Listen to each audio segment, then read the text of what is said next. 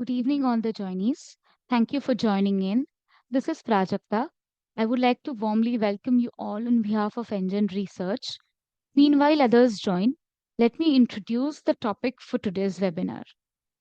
So, we will be covering how performance comparisons can be done um, between actively and passively managed funds. Um, in this case, we will understand the two newly introduced features of NGEN Markets. One is NGEN Fund Scores, wherein we will be understanding how we can actually compare the performances of actively managed funds using NGEN Fund Scores and actually take them to the compare section for further analysis. After that, we will understand the query tab, which is introduced in the funds section of NGEN Markets to load passively managed funds.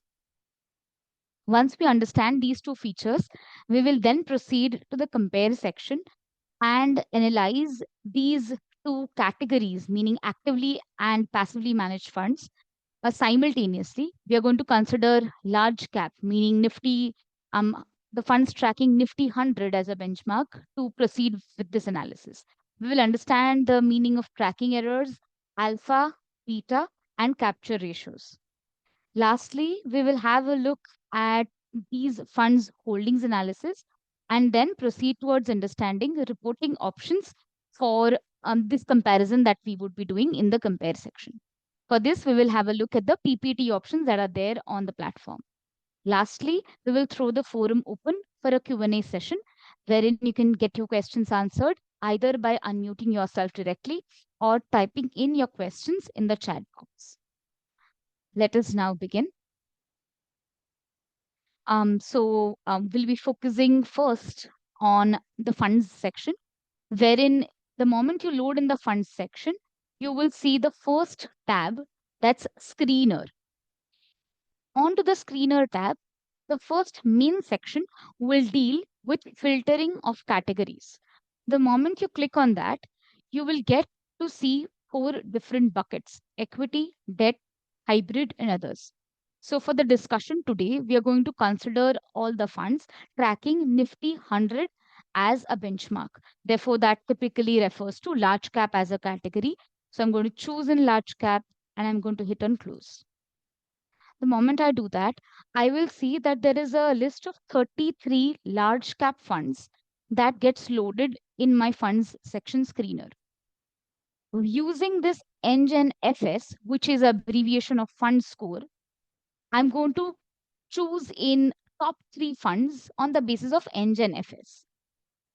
To choose them, or rather to pick them in the compare section, I simply click on this add to compare icon and these funds will get added in the compare section. So by default, these will be sorted basis the NGEN FS. So ascending or descending order, you simply click on the column heading, it will get sorted. To add them to the compare section, you simply click on the small balance icon that you see beside the name of the fund on the extreme left hand side, and these funds will get added in the compare section like this. Right? Now, once we've understood this, let's understand NGEN FS in a little bit of a detailed manner. To do that, let's click on a single fund. It opens a detailed fund analytics of this particular fund. And the moment you open that, there will be a black tile that you can see right beside the name of the fund. That is where NGEN Fund Score, or a ranking methodology or a scoring methodology, is what can be seen that we follow on NGEN Markets. The moment you click on this black tile, it will show up another window which will divide or rather elaborate this fund score in details. So the NGEN FS, wherever you can see NGEN FS, that is this consolidated fund score that you will be seeing on the platform. Everywhere, so typically the funds section, compare section, everywhere you will see NGEN fund scores. Okay, so there is a comment in the chat box that Mr. Prakash is unable to hear my voice. Ashi from my team, can you please confirm if my voice is clearly audible? All right. Yes, ma'am, Okay, it's thank you so perfectly much. fine. Thank you so much. I would request you to please check audio settings at your end, please. All right. So now, so you see everywhere on the platform, you will see NGEN FS. That's where consolidated fund score is. Now, to arrive at this fund score, we have followed a extremely transparent methodology wherein we consider three parameters as inputs. Two parameters of these are quantitative parameters. One is a qualitative parameter. The qualitative parameter that we follow is the age of every particular fund in a particular category, right? So if a fund is a very young fund, it will by default be given lower fund scores. That's because it has not stood the test of time and there is no data to be filled in the other two quantitative buckets. So if it is a very, very young fund, it will by default be given lower fund scores. Now, till when will this disadvantage of age will stay for that particular fund? So this disadvantage of giving lower fund scores due to age will stay till a period of 5 years has not elapsed since the fund has launched, right? So until 5 years, there would be some kind of disadvantage that will be given to younger funds. Now, why do I say that? I say that because of the balance two or the other two quantitative parameters that we consider. Among those, the first quantitative parameter is the AUM of the respective funds. And you can see that clearly right here.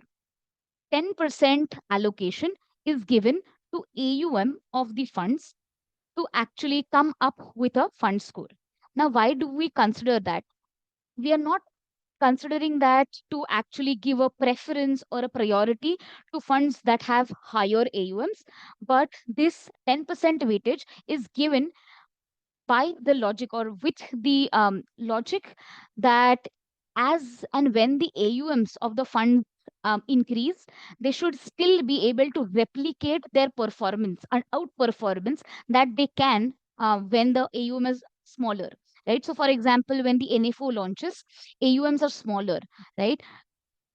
In that time, the fund can actually, allocate the money well and they can generate a outperformance.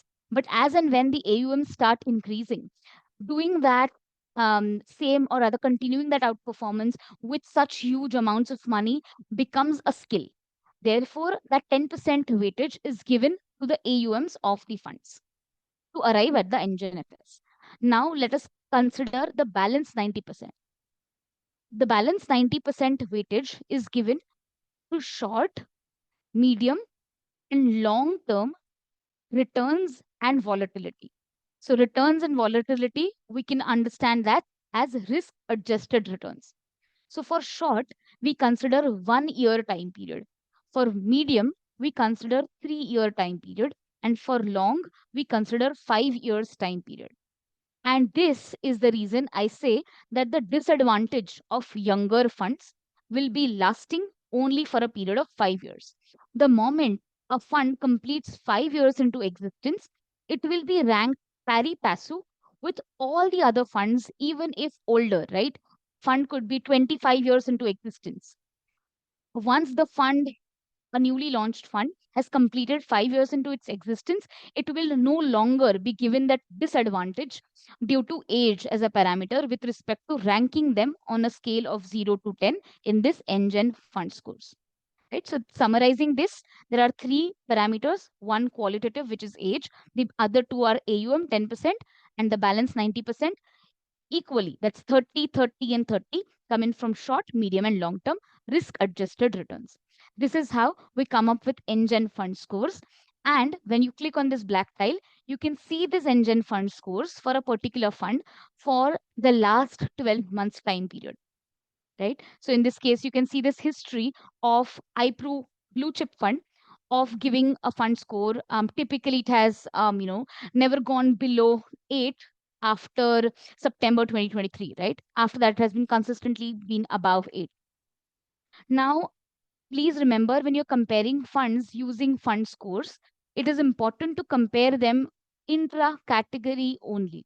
These fund scores are not comparable inter-category. You cannot compare a fund score of a blue chip fund, which is a large cap fund, with a flexi cap fund. That's simply because these are not directly comparable. It is always comparable intra category, meaning you can say, okay, if I consider large cap as a category, the top five large cap funds as on today are ICICI Pru Blue Chip, GM Large Cap, Nippon India Large Cap, Baroda BNP, and Bandhan Large Cap, right?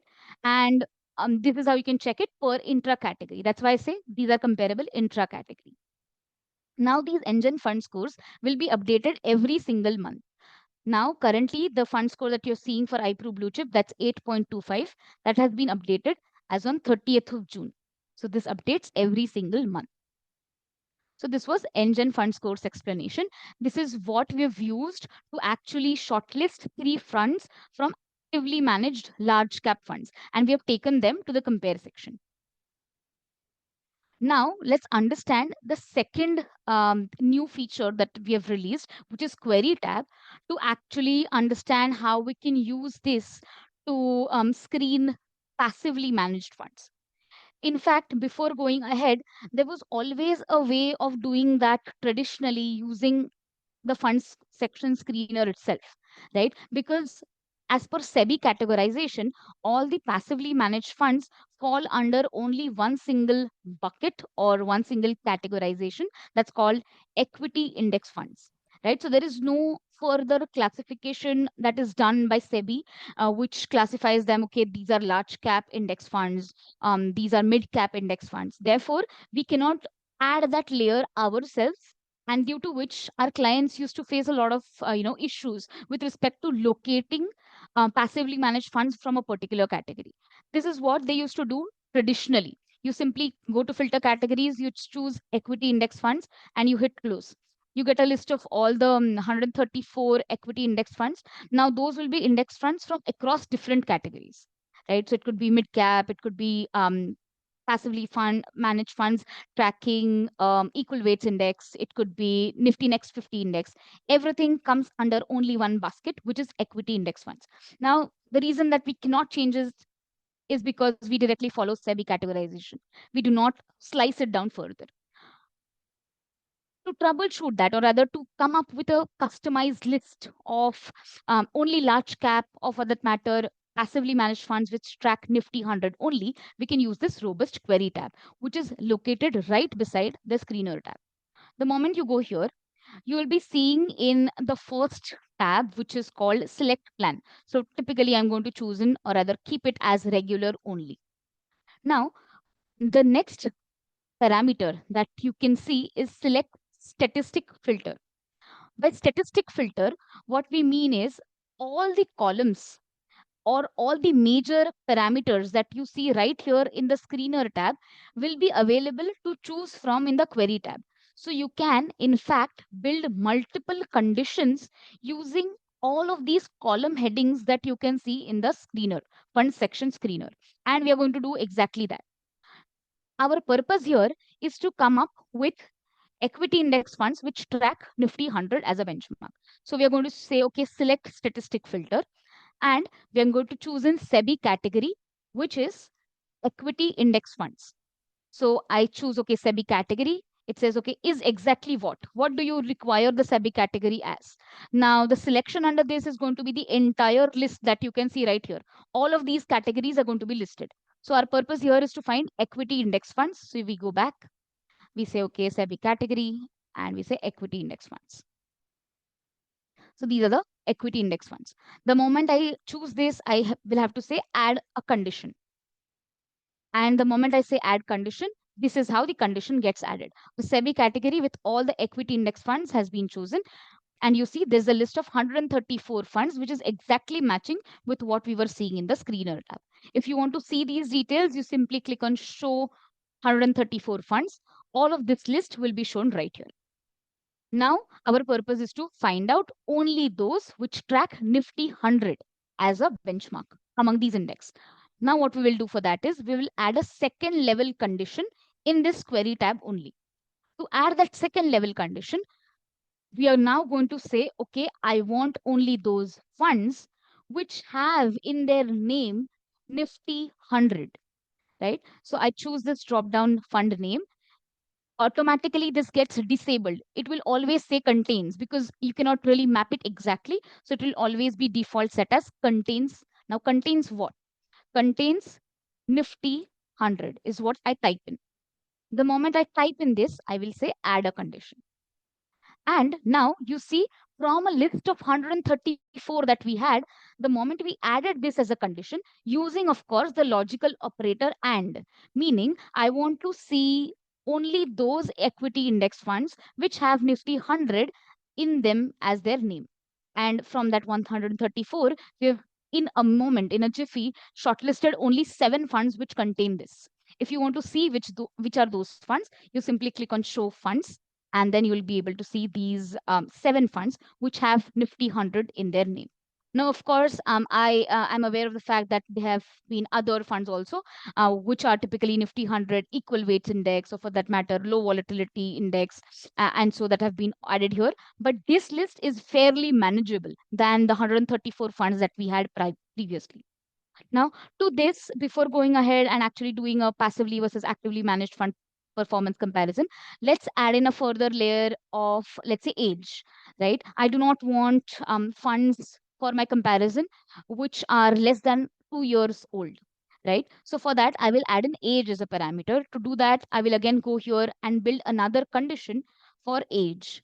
So I'm going to choose in select statistic filter again, and I'm going to say age, right? So launch date, basically, which is a indicator of age.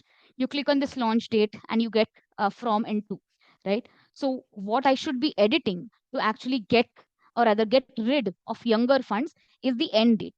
I do not want the funds which are less than 2 years old, right?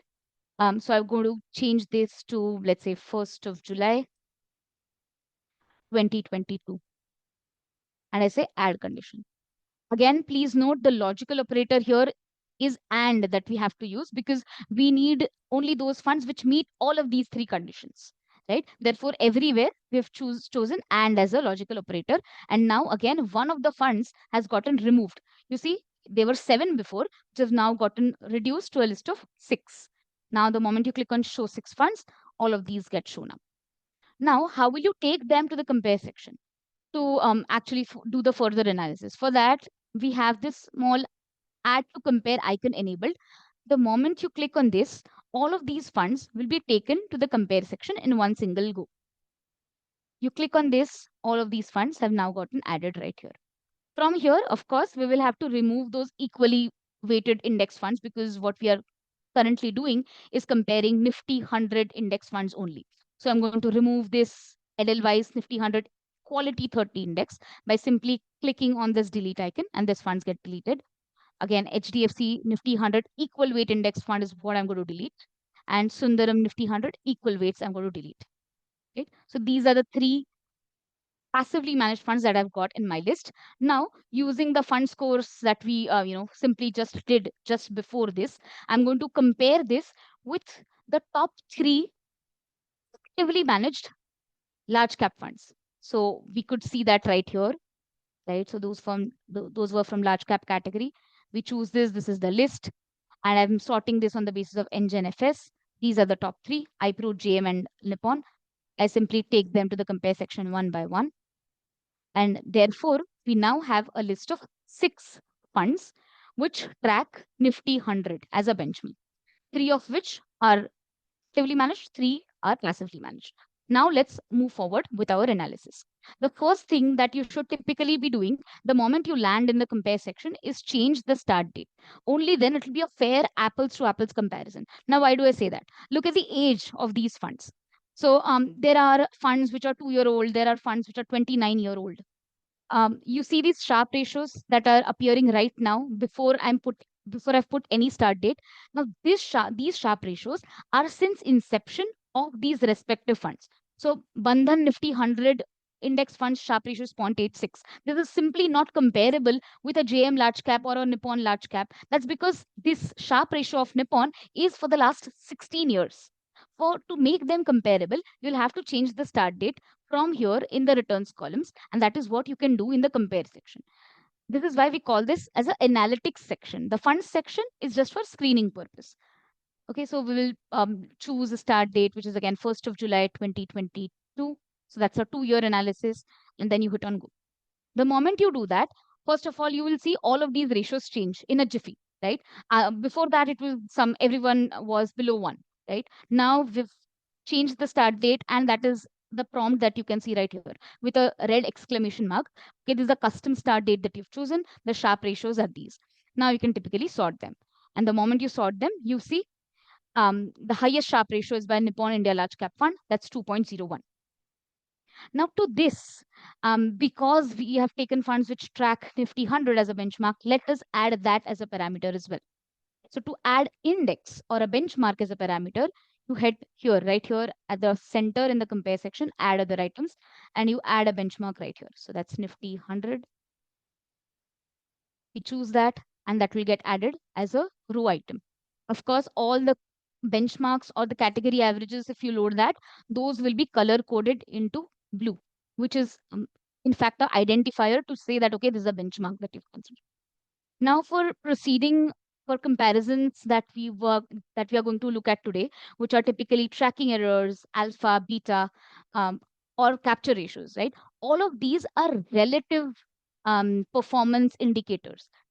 What do I mean by relative? So by relative, I mean these performances or these indicators always have to be seen in tandem, or rather against, when you're comparing it with the benchmark.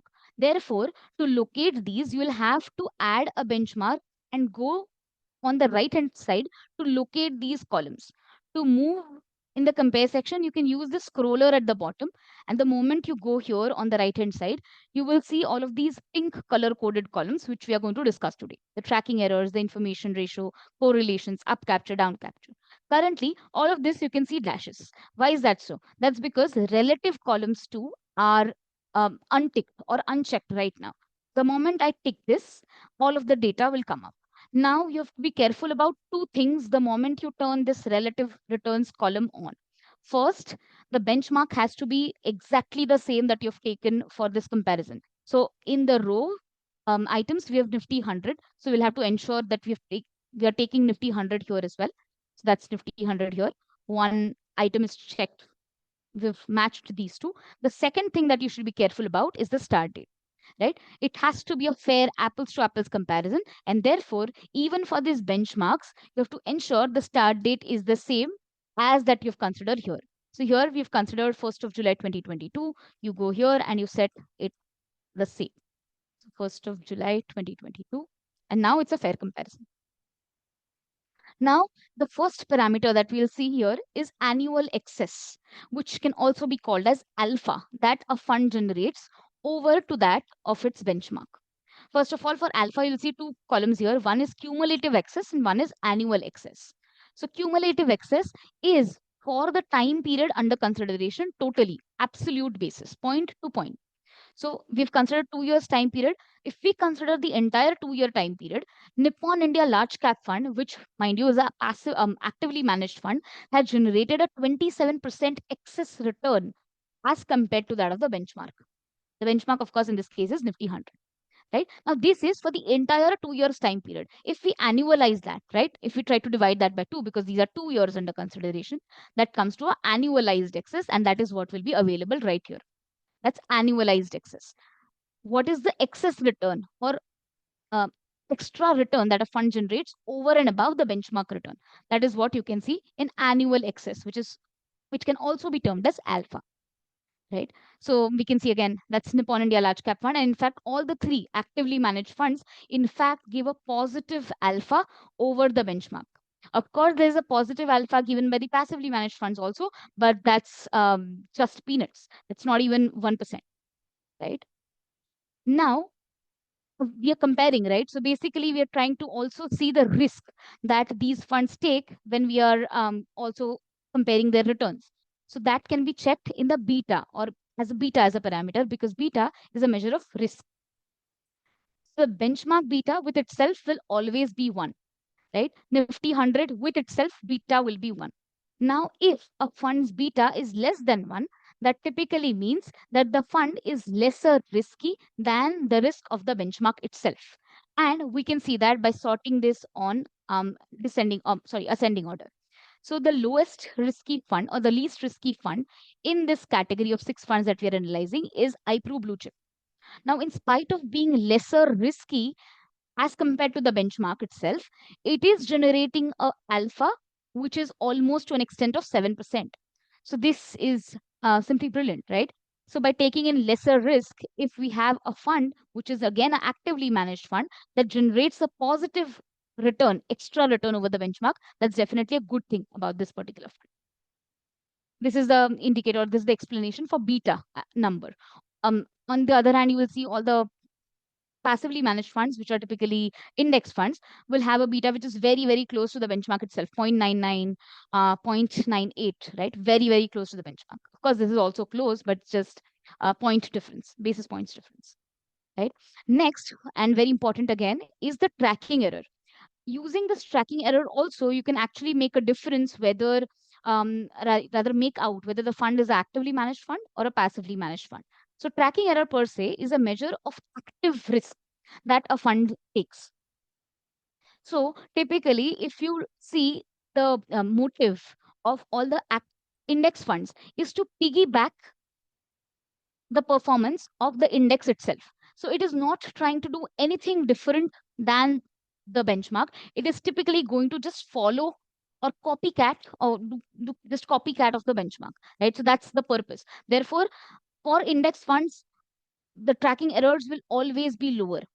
On the other hand, all the actively managed funds will try to adopt a strategy which is something different than the benchmark itself to actually generate a positive return over the benchmark, right? And that that desire over the strategy of doing something different is indicated by the tracking error.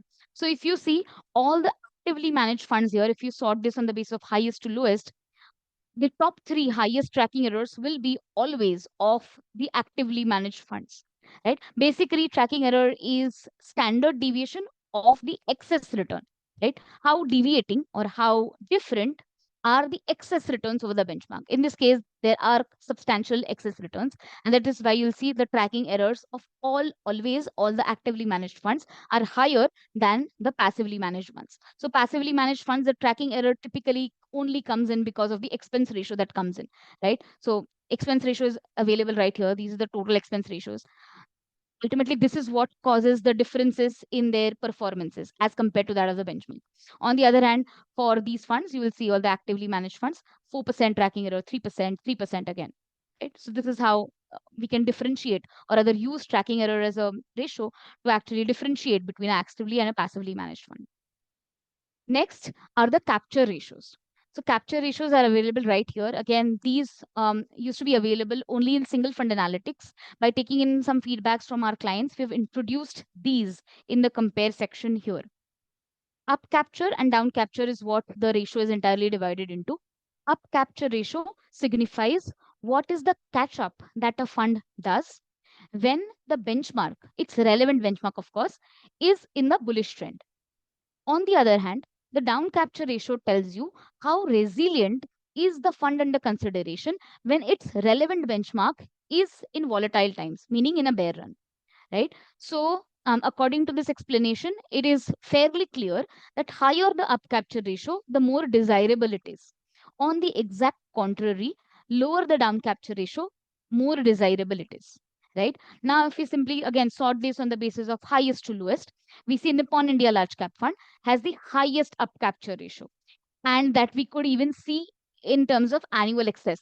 It was one of the funds that actually recorded highest annual excess return also, right? And we can again see that in the up capture ratio also. So if you were to dissect this a little further, you can simply click on this particular fund and actually you can check month on month what was the catch up that was done by this particular fund against that of the benchmark, right? So you change that start date again in order to match it exactly. You'll have to ensure the start dates are exactly the same.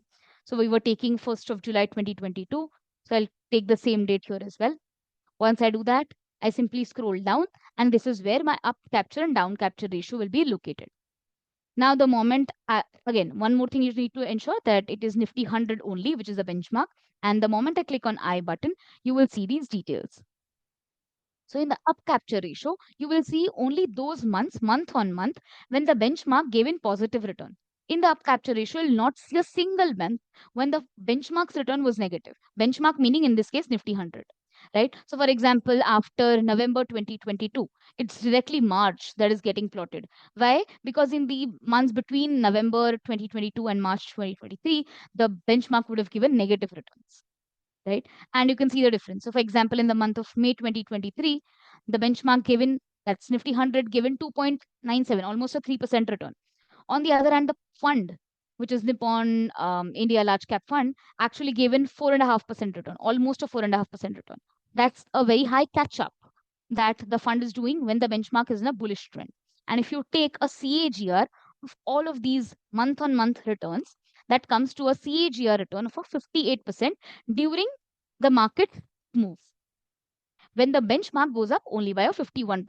So if you take a simple ratio of that, 58.58 divided by 51, that comes to 114.05, and that is how we derive the up capture ratio, or a ratio which indicates the movement of a fund when the markets are in a bullish trend.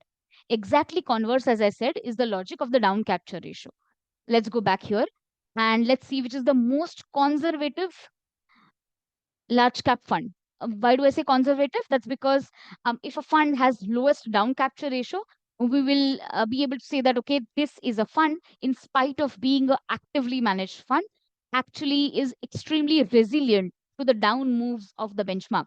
And look at the fact, it is in fact a actively managed fund only, right? Why we are doing all of this is because, in fact, using these ratios or using the presentations that we will see in just a bit, you can actually prove this point to the clients with the data backing, right? So your experience along with the data points that NGEN Markets helps you in getting, you can actually convince them that, look, if you plan to invest in index funds, that might not be the best alternative for you.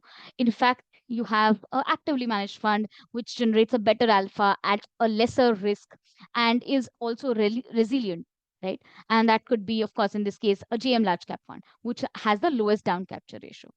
Again, if you want to look at this in detail, again, click on that and it will open in a new tab.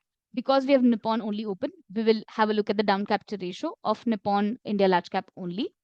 For understanding that, you simply click on this eye icon, and a list of only those months now will be showing up here when the benchmark has given a negative return, right? That's why down capture ratio is a measure of how resilient is the fund to downfall in markets or volatile times in markets, right? So for example, in the month of September 2022, right here, the benchmark, that's Nifty 100, fell by almost a 3.5%. On the other hand, the fund was quite resilient and it fell only by 1.86%. And that's definitely a good thing, right? Again, if you take a CAGR of all of this, that comes to a negative 1.80 down move by the fund when the benchmark goes down, or we call this as a bear run, by a 3.15%. Again, take a ratio of that, that comes to 57.01. This is how we can check capture ratios, up capture and down capture.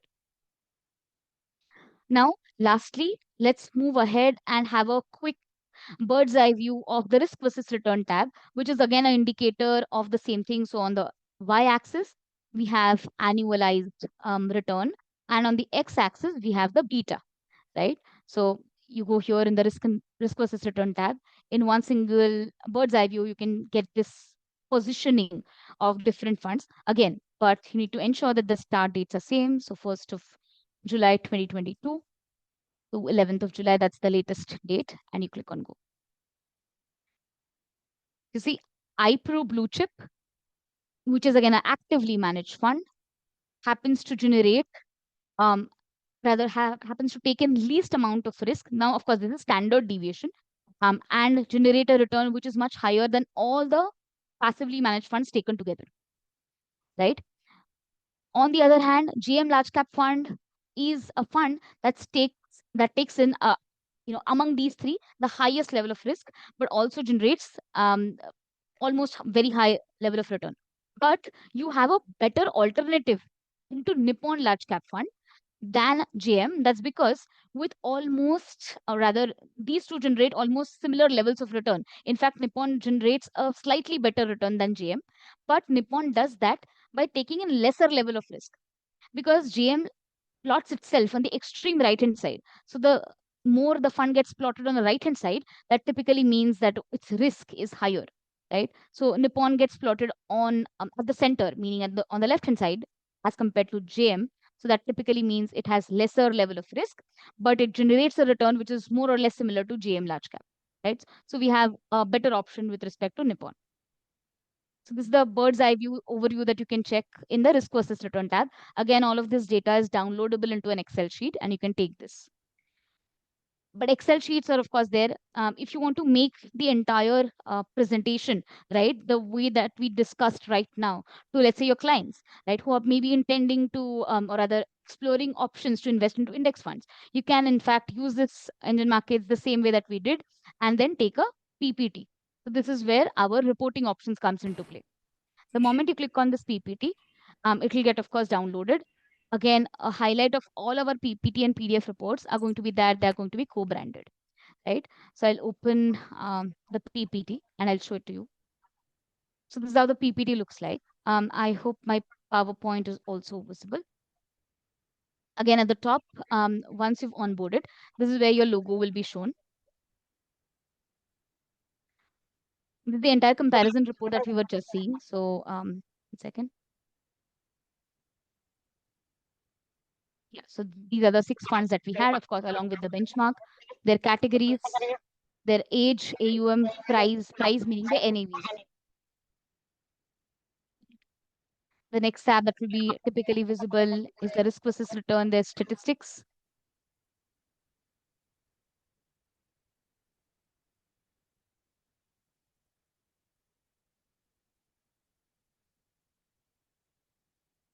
Yeah, right here. Next is the risk versus return positioning that we were seeing on the platform. Their large cap, mid cap, small cap split. Position overlaps, meaning how similar are their holdings. The performance charts. Returns over a time period, because we had put 2 years as the time period. That's why you can see all of this data dash, because we had considered 2 years as the time period. Their calendar year returns, rolling returns, and of course the last page is a disclaimer. Again, all of our PPTs can be edited. So let's say you want to add your comments here. So that is why, I propose that you go ahead with actively managed funds. You can simply insert a slide and put in your comments here and then take this as a presentation or a proposal for your client. So this is what you can see. So that's about it from my side for the product related or the platform related presentation. We can now throw the forum open for a Q&A session. You can either do so by directly unmuting yourself or typing in your questions in the chat box. Thank you so much.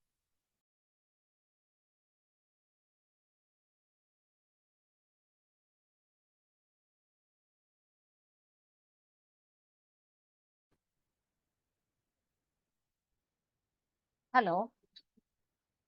Yes, please go ahead. Yeah, I had typed this question in the chat box too, but I will ask it. When you were talking about the up capture ratio, you were saying that only months where the index is positive gets listed, right? Yes. So if the index is, I don't know if it's hypothetical or it happens in case in a month the index is negative, but the active fund is positive, does Yes. that get captured? Yes, absolutely. So basically, if you go in a fund level analysis, you will check that. I mean, rather, you'll get to see that. I will quickly show it to you. I'll try to locate.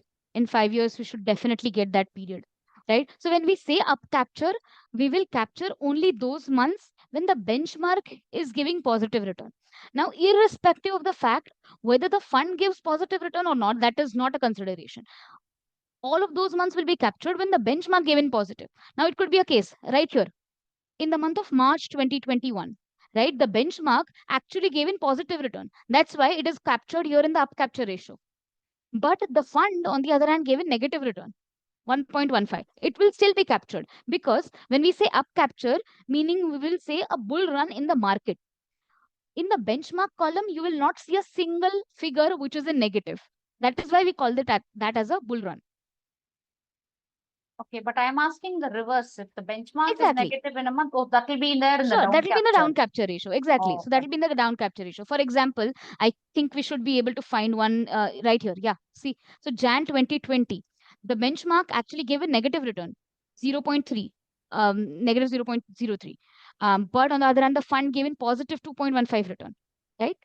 Yeah. And therefore, you can see that right here plotted in the down capture ratio, that will actually give a plus point or an additional point to the fund because it is resilient, and not just resilient, but actually had negative correlation in this particular month. It actually went in positive than the benchmark. Okay, thank you. No problem.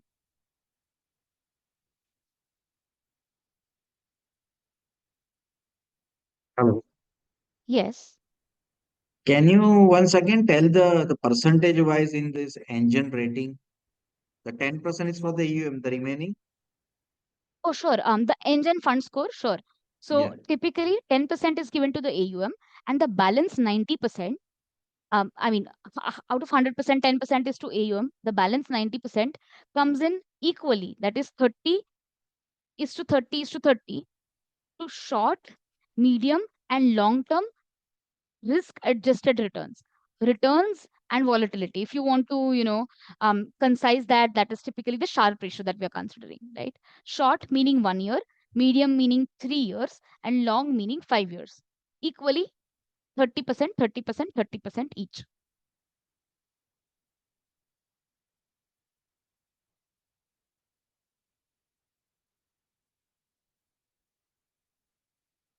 That is how we give scoring. So basically that is how we arrive, rather that is what the is the back end calculation that goes on to actually come up with this fund score that is given to each of these funds out of 10, 0 to 10, right?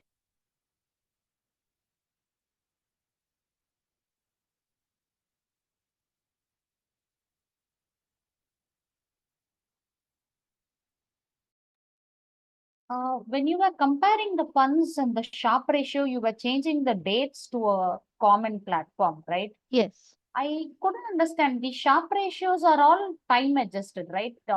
So when a fund is 2 year old and when a fund is 18 year old, Yes. I couldn't understand that the Sharpe ratios of such funds are not comparable. I thought Sharpe ratio is a common platform where it's time adjusted. No, typically no, because when you say okay, reset to inception, you'll definitely be able to see the Sharpe ratios of each of these funds. But when I say okay, JM large cap funds Sharpe ratio is 0.23. That is for the entire 29-year time duration, right? Because it's a 29-year-old fund. But you cannot simply compare that with a 4-year-old fund, which will have a Sharpe ratio of 0.59, but that's over only a period of 4 years, right? So only when you put in a common start point will these ratios be comparable. Like a return is supposed to be annualized, Yeah. then you can compare them for a 2 year fund and a 10 year fund. Sure. Isn't Sharpe ratio something like that on a similar platform? Like so far we were comparing Sharpe ratios across funds, and at least I didn't know that you can't compare a 2 year and a 10 year Sharpe ratio. If you're doing that across funds, I mean, across funds meaning inter funds, then it's important to put in a common start period, right? Because the formula of Sharpe ratio is simply, taking in the returns of a particular security minus the risk free rate and divide by the funds or the securities standard deviation only. So we have not taken into consideration anywhere annualization or for that matter age here, right? So when you're comparing funds which have different time periods, if it's the same fund, let's say you're comparing same fund's Sharpe ratio for a 3-year period, 2-year period, and a 5-year period, then it could be. But we'll have to again change the start dates for that. But when you're doing a peers comparison across a list of funds, in this case 6, you'll have to ensure a common start point, right? That's something new for me. And but you have to do the start date change in those different places. It's not like if you put it in the first place, it gets automatically changed in the next one. No, no, look, in this case, we were having a look at these parameters. right? Beta, tracking error, information ratio, all of these. If you do not want to, typically be addressing, or for that matter, having a look at these parameters, then you need not even remember all of this, right? If you, let's say, you're going to sort funds only on the basis of Sharpe ratio, so this will anyway be turned off, right? You'll not have to do nothing with this, right? So you're not changing anything here. The only place you'll be putting the start date is right here, 1st July 2019. This is in this case 5 years, and then you sort. That's how your job will be done. Only when you're comparing these parameters like tracking error, compare up capture ratio, down capture ratio, only then you'll have to be a little careful that okay, when you are choosing a benchmark which is relative returns, the benchmark start date is also same.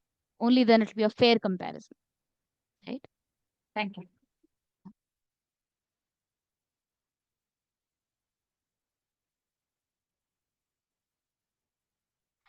Sure. So there's a question in the chat box.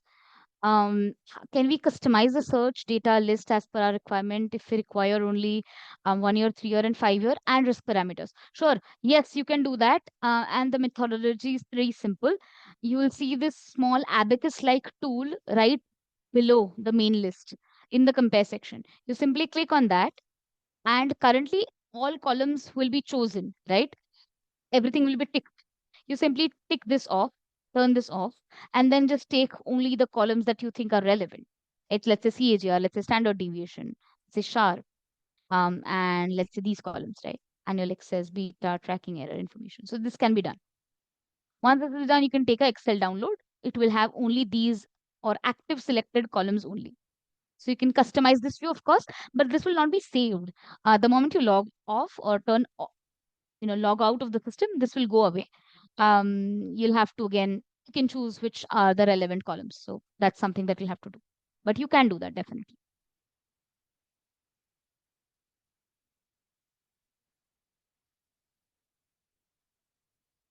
Okay, so what is the risk-free rate that is considered in Sharpe ratio calculations? We always consider government bond 10-year rate as the risk-free rate in all our calculations of ratios, which will require risk-free rate, right? Like Sharpe ratio, Sortino. Government bond 10-year rate.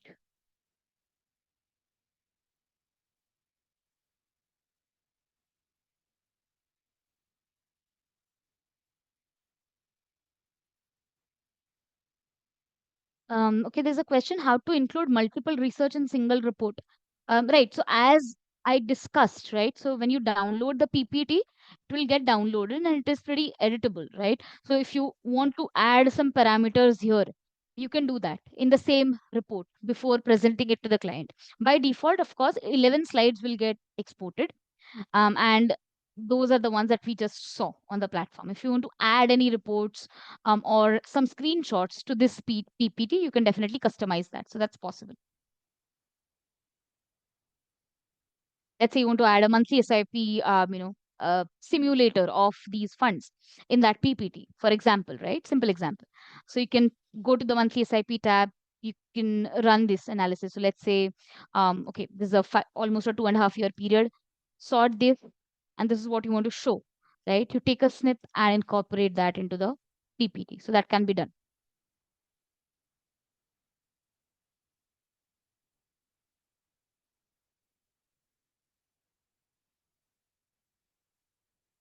Copy this, go ahead in the blank slide.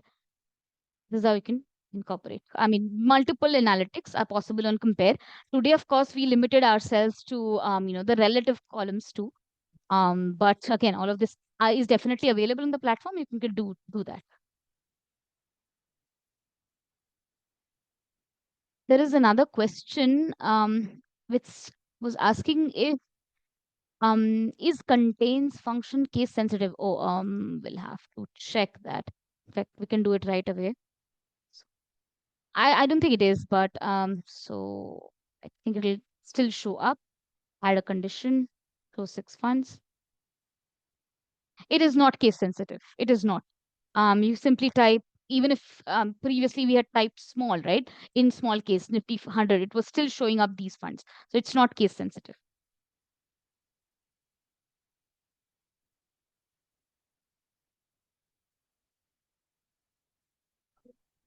I have one question. Yes. Yeah, so you have shown about adjusting the Sharpe ratio basis on the period. So, Yes. so when we are adjusting that, will there will be any effect on the standard deviation too, based upon the age or the period that we are selecting? Always, always. So basically, Mm. when we put in a start date right here, right, all the ratios that you can see in green will get affected, right? Because these are return columns. Before that, standard deviation on the platform is always that way annualized, always annualized standard deviation.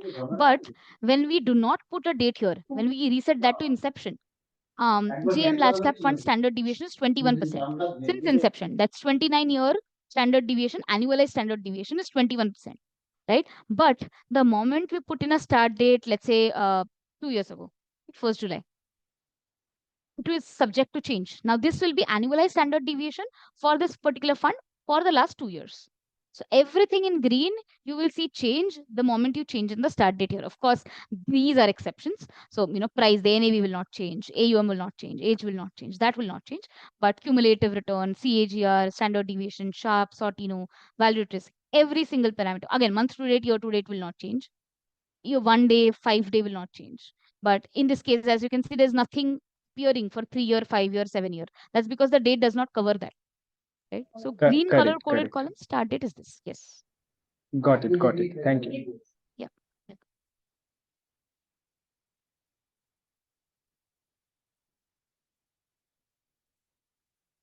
Any more questions? Please let us know.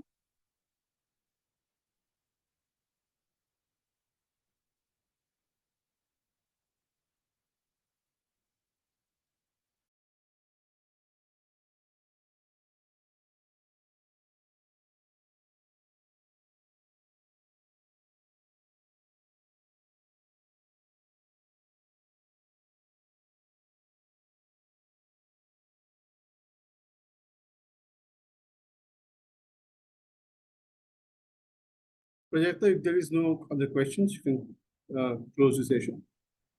Yes, sir. So thank you everyone for joining in. You can definitely view the previous or past webinar recordings right here on our YouTube channel. The link for our YouTube channel is right there on the platform. You simply click on this videos icon. You'll be taken to our YouTube page, and we've created a dedicated playlist for the webinars. Already 120 videos uploaded. Even this week's recording will be uploaded on this YouTube channel by next week. So till then, do stay tuned. We will definitely come up with a new and interesting topic next week. Thank you again for joining in, and have a great weekend ahead. Thank you.